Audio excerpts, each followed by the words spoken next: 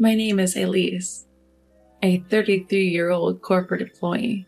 I've been married for 2 years to my husband Luke, who's 3 years older and works at a sister company to mine. From the get-go, we've been living with his parents in a 2-family home setting. Luke is the second of 2 brothers. He has an older brother named Cody, who's 6 years his senior. Before we got married, it seems like Cody and his parents were the ones living together.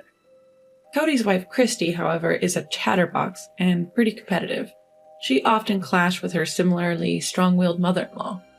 Eventually, Cody and his dad got fed up with these family squabbles and decided to move out. But Luke had been living alone since he started working, so neither of us ever really considered the idea of living with his parents. So when his mom abruptly announced, "After you 2 get married, you'll be living with us," not only were my parents and I shocked, but so was Luke. "Why now? I thought we were going to live in my current apartment at least until we have kids, since it's convenient for Elise's commute." Wait, thought? That makes it sound like living together was inevitable. Despite that unsettling feeling, we realized the commutes would be roughly the same whether from Luke's apartment or his parents' house. Plus, their house, built by Luke's grandfather, is pretty old but has a main house and a guest house, so we thought we'd have enough privacy. So we agreed to move in. Once we did, though, I quickly regretted it. At that time, his mom, in her mid-60s, started complaining about back pain and dizziness. She pushed all household chores onto me, from cleaning their house to laundry and shopping. I work full-time, so even sharing chores with Luke barely kept our lives and his parents' lives in order. Then came the unexpected financial burden. Firstly, the guest house needed serious renovations. The guest house looked livable from the outside when we first saw it, but once you actually go in, there's no denying it needs more than a simple patch job. The bathroom, kitchen, roof, floors, everything shows significant wear and tear. But hey, it's our space. Of course we're going to pay for the renovations. What caught us off guard was when my mother-in-law saw the newly renovated guest house and demanded we do the same for the main house. "Surely you wouldn't fix up your guest house and leave your parents to live in a run-down place." "But we can't afford to do everything all at once." "Why is Elise working then? To support us, her in-laws, right?" "Exactly, Luke. We blessed you with marriage. You should serve us in return." And so, not only did they want the house renovated, but they wanted new high-end furniture and appliances, saying, "The newly renovated rooms deserve the best." On top of that, they even make us pay for every little thing, from a single green onion to a roll of toilet paper. Despite trying to save by bringing our own sandwiches, my in-laws order delivery or dine out daily. And guess who pays for that? They use the family card that they made Luke get. Thanks to this situation, Luke and I struggle to save even a tiny bit of money. Every month, right before the credit card bills due, we're stressing out, trying to balance the family budget. We've both talked to my in-laws saying, "Father-in-law, mother-in-law, we appreciate you, but you need to tone it down a bit." Luke even added, "Exactly. From renovation costs to daily expenses, utilities, and even property taxes, you're making us cover it all. Children supporting their parents is only natural." "Yeah, are you out of your mind complaining about this?" We'd been severely scolded, ending in a pattern where both of us would resort to crying to get our way. But even that lifestyle had gone on for over 2 years. Just as we were approaching the 3rd year, my mother-in-law and the Cody couple suddenly told us, "We're moving in. You have to move out." "Christy told me that Cody got laid off," they said. "Cody was actually spared, but chose to get laid off instead to save a colleague with kids. He's such a kind-hearted soul." "But you have 1-year-old twins yourself. How irresponsible can you be? How will you manage living expenses if you move in?" "Cody graduated from a prestigious university. Unlike you, Luke. He can find another job in no time." "Then why does he need to move back home?" "He doesn't have a choice. He's living in company housing from his old job. He has to move out by the end of the month." "Moving frequently with small kids is hard, you know. At least Christy isn't a disappointing daughter-in-law who hasn't given us any grandkids. What's your problem?" So there we were, Luke and I, sitting on the floor for 2 hours in front of my in-laws on their comfy sofa. Finally, we'd had enough. Fine, we'll move out this week. Yes, we should, I said. We've learned plenty about family from you, mother-in-law and father-in-law. It's time to put that wisdom into practice, right, Luke? Haha, finally getting it, are you? Yeah, just like Elise said, we're happy to do it. Great, case closed. With that, Luke and I turned our backs on our chuckling in-laws and headed for the guest house. 2 weeks later, we had movers arranged and relocated with no time to spare. We opted for the full packing service because time was of the essence. We timed our move during my in-laws' regular lunch at karaoke with friends, so there were no complaints about the stuff we were taking. We wrapped up all the formalities in 3 days, using up our paid leaves, and starting our new life, until one day, I got a call from the front desk at work. Someone claiming to be family is here to see you. Whew. I had a feeling she'd show up soon, but I didn't expect her to barge in on me instead of Luke. I quickly texted Luke. She went to your place, huh? Sorry for the inconvenience. No worries, but what should we do? I don't want to cause trouble at the office. Just tell them I had to step out for a meeting. Do you think that'll work? Heck, Cody has 1-year-old twins himself. What's he planning to do about expenses if he moves in? Got it. So, I passed the message to the front desk and my in-laws left as agreed. That night, as Luke and I pulled into the parking lot of our in-laws' compound, our in-laws and Cody and his spouse rushed out of the main house and guest house to greet us. A closer look revealed that both mom-in-law and dad-in-law had a baby strapped to their backs, probably Cody's twins. Just as I was locking the car, Cody angrily yelled, "Hey, how dare you show up here in my parents' cars?" Luke coolly responded, "Your parents' cars? Which ones are those?"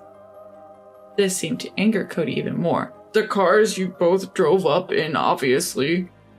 I said, "Well, Cody, both these cars were purchased by us. Our names are even on the registration certificates. Would you like to see?" Luke added, "Exactly. I've been annoyed by how our parents drive these cars as if they own them. We let it slide because we lived together, but now there's no need to lend them out, right?" "And don't forget Dad-in-law has that old minivan he used for work," I added. Christy, who had been glaring at us, spat out, "Who cares about that old car?" To which I retorted, "But it's perfect for twins, isn't it? You can fit 2 car seats." Our back and forth made our in-laws uncomfortable, but after seeing Cody get a talking to about the cars, they jumped in. "What about the furniture and the appliances? Taking them while we're away, that's stealing." "Not just from the main house, but also from the guest house." "Yes, Cody and I can't live without those." That's when Luke said, "Why would we have to leave them?" "Look, I get what you're saying. We're using the guest house anyway, but there's no reason to dip into the main house too," as things started heating up even more.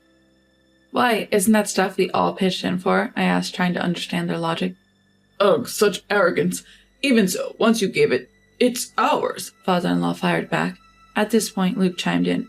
"Whoa, hold on. We never gave you anything. We just lent it. There's no memory of us ever saying we're giving it to you. And there's no transfer of ownership on paper." Both father-in-law and mother-in-law looked utterly shocked at his response. Piling on, Luke continued, "We were living together, so we lent stuff as a courtesy. Now that we're living separately, why would we keep lending you things? We just took back what's ours. Is that a problem?" As we exchanged smiles. Everyone seemed to snap back to reality. "Well, we have washing machines and fridges too." "You don't need 2 of each, do you?" "Exactly, so why not lend it to us again?" "Yeah, wherever you've moved, stuffing everything into a small space will just make it even more cramped," they argued. Luke and I grinned at each other. Well, true. We're pretty packed right now. "Absolutely, it's a tight fit," we agreed. Christy started to say, "In that case," but we cut her off. "Remember, it's a storage room, so it's supposed to be cramped," we chuckled. "Exactly. Until the official contract is done, this is how it has to be," we concluded. This left Cody and our in-laws with a look of utter confusion on their faces. Then Luke dropped a bombshell. "Oh, by the way, both of us are moving to Boston next month." From there, Luke smoothly explained that both of us had originally been offered positions at the corporate headquarters, but we had turned them down because we were living with my in-laws. However, now that the obstacle of living with my in-laws was removed, we had both accepted the transfers and happily received internal notifications for positions at the corporate headquarters. Even better, if all goes well, we could be working there until retirement. As luck would have it, Luke's colleague, who was going overseas for an extended period, wanted to sell his high-rise condo, so everything fell into place quickly. Wait, you guys are going to live in a high-rise condo in Boston? Man, life sure does throw some curveballs, doesn't it? Totally. If Cody and the gang hadn't told us to move out so they could live here, we wouldn't have stumbled upon this jackpot. But how could we even afford a high-rise condo? That seems unreal. That's thanks to Elise's dad. He provided the down payment. Elise's dad just gave you the down payment? Yes, my sister is inheriting the family property, so this was sort of a trade-off. Plus, the previous owner said, I don't have a place to keep my modern altar. Can you hold on to it until I return to the country? I'll lower the asking price if you agree. So we did, and got a big discount. With that kind of discount, it feels like we're the ones ripping them off. Hearing this, Christy, who was standing nearby, burst into tears. That's so unfair. I'd rather have a high-rise condo in Boston than live in Atlanta. Suddenly, the in-laws who had been quiet all this time switched gears and started fawning. Well, it looks like Luke really has it together, doesn't he? Like mother, like son. Luke is following in my footsteps. But Luke ignored them entirely. Turning to me, they said, living in a high-rise in Boston, everyone's going to be so jealous. When are you moving? We must visit. Why visit for just a short time? If we're going to Boston, you should come too. That's an interesting idea, they chimed in. Hearing this, Cody and Christy stopped their arguing, snapped at the in-laws. Whoa, what are you talking about? Yeah, Cody's being downsized, so you're going to have to support us. Plus, until I find another job, Christy will have to go back to work early from her parental leave. You'll have to take care of her, household chores, and the twins. Cody and Christy, getting confrontational, marched up to the in-laws who were carrying the twins.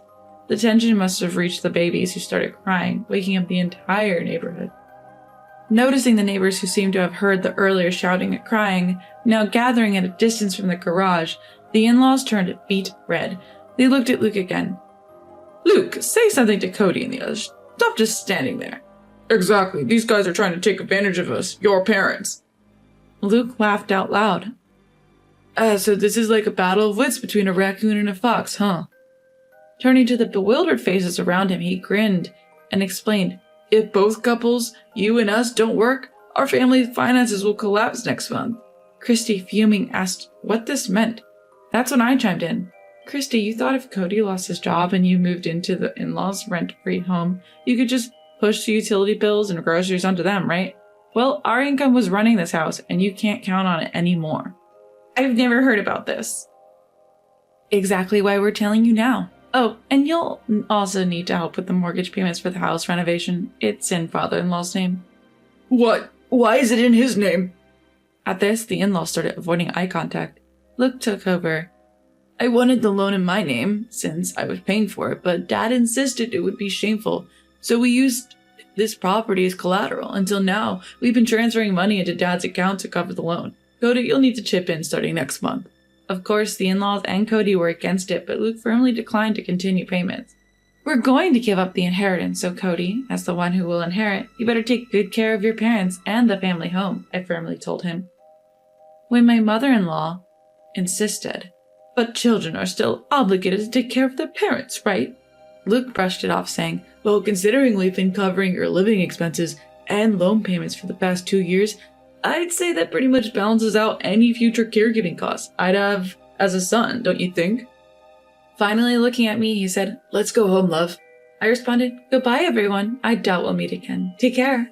The next day, Luke and I sold off the furniture and appliances we'd moved from the main house, along with 2 cars we wouldn't need anymore. When Christy texted us, if you don't want it, give it to me, I simply replied, why? And blocked her. After that, the special leave granted for our job transfer wasn't enough. We had to use up our remaining paid vacations to finally finish moving into the apartment. Buying the high-rise condo would take more time, so the first year, we decided to rent, thanks to the generosity of my boss who owns the place. The weekend arrived, bringing a bit of calm after the storm of recent days. Gazing at the city lights, Luke broke the silence. I know I've been a hassle this time, but thanks for sticking with me. What's with the formal tone all of a sudden? I joked, but Luke continued. When we first got married and the idea of living together came up, I should have thought things through. But back then, I was just happy you chose me over Cody, who I've been compared to since we were kids. He went on to say that we'd been mindlessly following his parents' wishes ever since. But then, when they told us to move out so they could bring in Cody and his family after the company restructuring, it struck me. How could they say that after being such a burden on us, financially and otherwise?